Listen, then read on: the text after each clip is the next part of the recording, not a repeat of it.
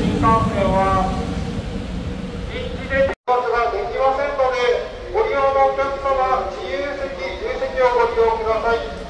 自由席後ろ寄りの黄色い表記1号車から3号車でございます。次に参ります列車、臨時停車いたします。のぞみ122号の乗りです。本日お席の準備は指定席の準備はできません。恐れ入りますが、ご利用なさいますお客様は1号車から3号車まで、1号車から3号車までの自由席をご利用ください。お足元、黄色い表示の1号車、2号車、3号車の乗車位置でお待ち合わせをお願いいたします。本日は列車遅れますことをお詫び申し上げます。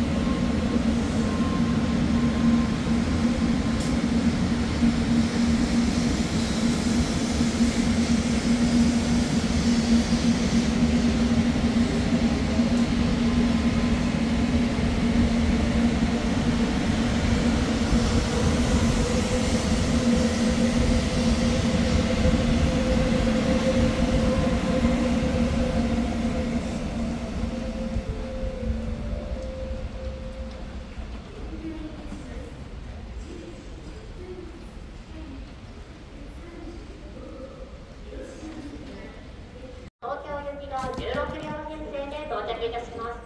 危ないですので、黄色の点字ブロックより内側でお待ちください。のぞみ号はお足元、黄色16両編成、のぞみと書かれた号車表示に停車いたします。自由席は後ろ寄りの1号車から3号車です。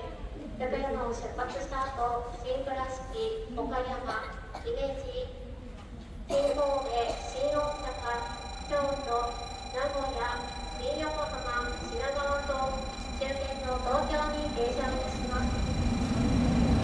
こちらの